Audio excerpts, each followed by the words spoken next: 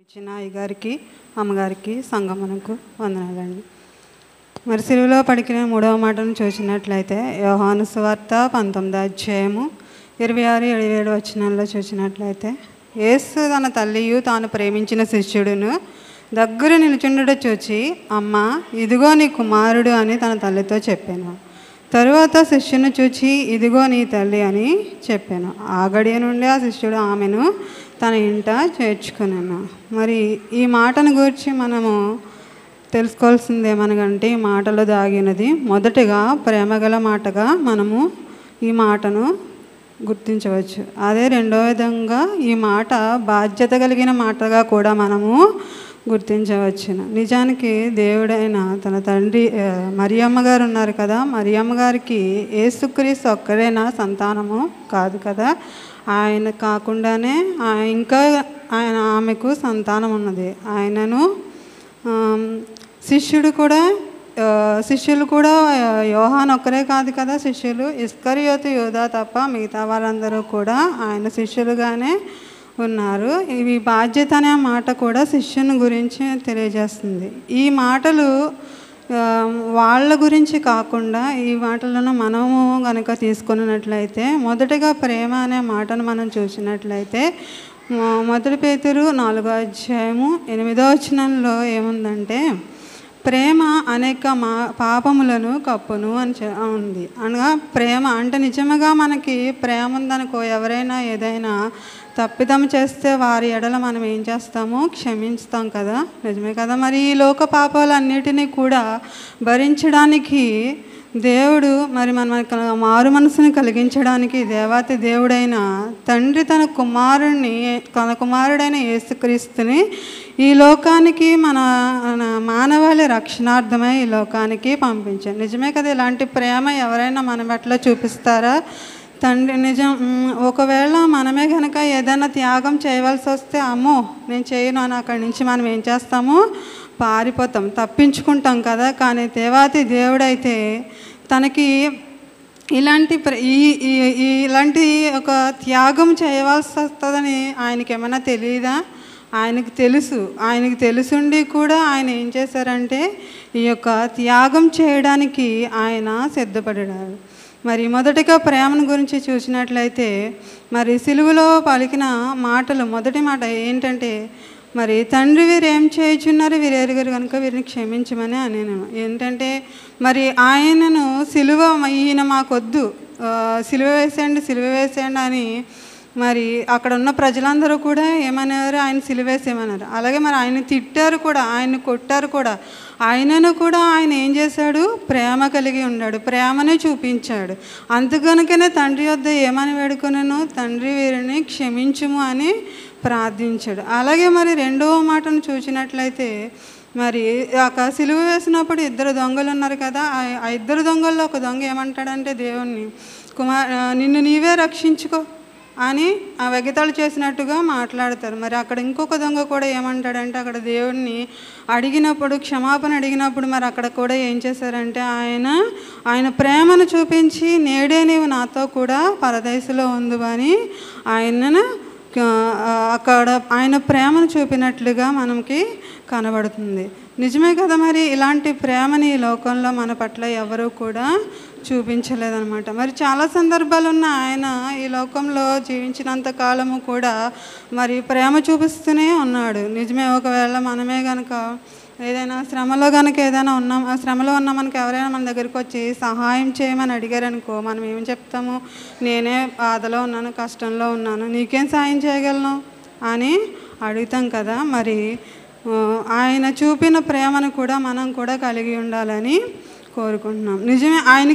ఆయనకి తెలుసు కదా ఇలాంటి ప్రాణత్యాగం చేయాలని. ఆయనను కూడా ఆయన ఏం చేశాడంటే ఈ ప్రాణత్యాగం చేయడానికి సిద్ధపడ్డాడు. మరి అలాంటి ప్రేమను అంటే మనం అంత త్యాగం చేసేవాళ్ళమేమి కాదు, కానీ మరి ఆయన కలిగి ఉన్న ప్రేమను మనం కూడా కలిగి ఉండాలి. మరి అలాగే ఆజ్ఞలు ఉన్నాయి కదా, 10 ఆజ్ఞలు. 10 ఆజ్ఞల్లో కూడా ఒక ఆజ్ఞ ఏమైందంటే నిన్ను వలె నీ పొరుగు వారిని ప్రేమించమని చెప్తాడు. మరి అలాంటి ప్రేమను మనం ఎలా ఈ లోకంలో కలిగి ఉండాలి. నిజమే, ఈ లోకంలో చాలా ప్రేమలు ఉన్నాయి కదా.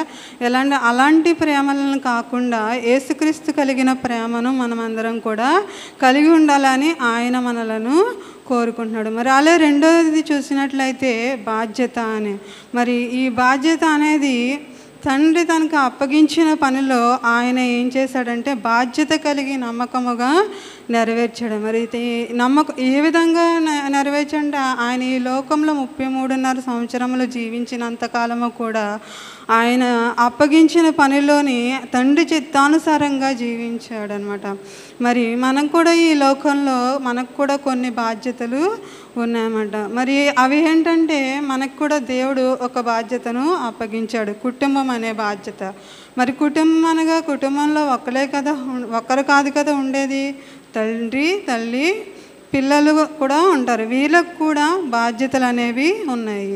మరి వీళ్ళ యొక్క బాధ్యతలను కూడా వీళ్ళు నెరవేర్చేవారు. అవి ఏంటంటే మొదటగా తల్లిదండ్రుల పట్ల విధేయత కలిగిన వారిగా ఉండాలి. మరి ఏపీసీలకు రాసిన పత్రిక 6వ అధ్యాయం 1వ వచనంలో ఏముందంటే, పిల్లలారా ప్రభునందు మీ తల్లిదండ్రులకు విధేయులై ఉండుడి. దీనివల్ల మనకి ఏం కలుగుతుంది? విధేయత ఎందుకు చూపించాలి ఏంటి అని మనందరం కూడా చాలామంది తిరగబడే వారిగా ఉంటారనమాట. మన అందరూ కూడా మన బిడ్డలు అయితే చాలా మంచివారు అనమాట. మరి దీనివల్ల మనకి ఏం లాభం కలుగుతుందని అంటే, మరి నిర్గమకాండము 20వ అధ్యాయము 12వ వచనము, అలాగే ఎఫెసీయులు 6:2-3 వచనాల్లో ఏమంటే, నీ తండ్రిని తల్లిని సన్మానింపము అప్పుడు నీవు దీర్ఘాయుష్మంతుడు వగదు అని ఉంది. నిజమే కదా. మనం ఎప్పుడైతే విధేయులై ఉండి మన తల్లిదండ్రులను మనం సన్మానిస్తామో, వారికి లోబడి ఉంటామో, అప్పుడు మనం ఆశీర్వదింపబడిన వారిగా ఉంటాము, దీర్ఘాయుష్మంతులుగా కూడా ఉంటామన్నమాట. మరి అలాగే రెండో విధముగా చూసినట్లయితే తల్లిదండ్రులను నిర్లక్ష్యం చేయకూడదనమాట. మరి మనల్ని పెంచి పోషించిన తల్లిదండ్రులను వాళ్ళ యొక్క ముదిమిలోని వాళ్ళ యొక్క వృద్ధాప్యంలో కూడా వాళ్ళని ఏం చేయకూడదు, మనము నిర్లక్ష్యం చేయకూడదు అనుకుంటా. అంటే మనం విడిచిపెట్టకూడదు, వాళ్ళని త్రోసివేయకూడదు అనమాట. మరి దేవుని వాక్యంలోని సామెతలు 23వ అధ్యాయము 22వ వచనంలో ఏముందంటే, నిన్ను కనిన నీ తండ్రి ఉపదేశము అంగీకరించుము, నీ తల్లి ముదిమియందు ఆమెను నిర్లక్ష్యం చేయకుమని ఉంది. అంటే ఏం చేయను, మనము మన తల్లిదండ్రులు మనం ఏం చెప్పినా సరే ఆ యొక్క మాటలను మనం ఏం చేయకూడదు, త్రోసివేయకూడదు అనమాట. విననంటి వారిగా మనము ఉండకూడదనమాట. లోబడే వారిగా మనం ఉండాలన్నమాట. త్రోసివేసే వారిగా కూడా ఉండకూడదనమాట. మరి అలాగే చివరిగా మనం చూసినట్లయితే కుటుంబం పట్ల బాధ్యత కలిగిన వారిగా ఉండాలన్నమాట.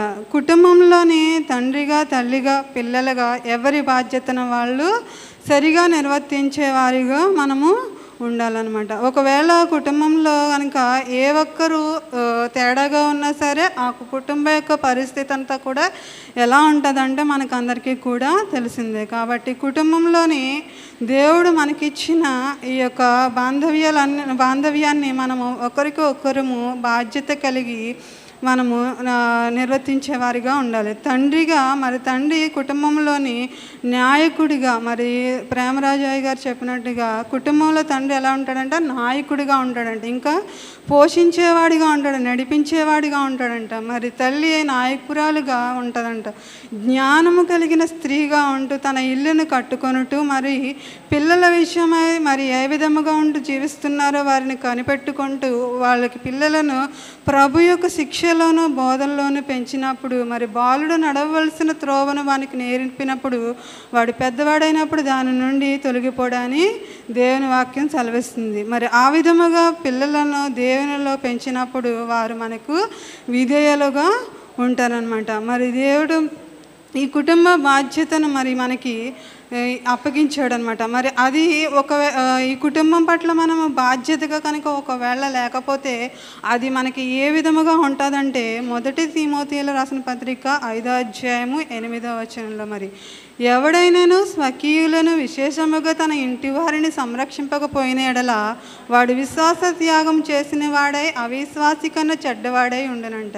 నిజమే. సింపుల్గా చెప్పాలంటే మన భాషలోని విశ్వాసఘాతకుడు అనమాట. ఒక విధంగా మోసగాడని కూడా అంటాం అనమాట.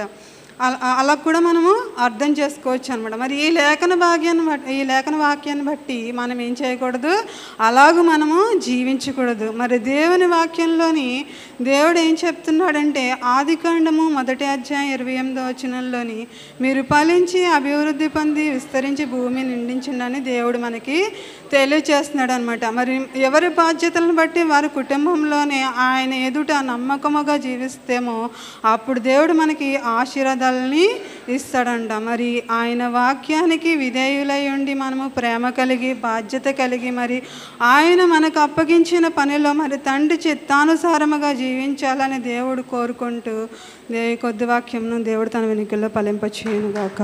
ఆమేన్.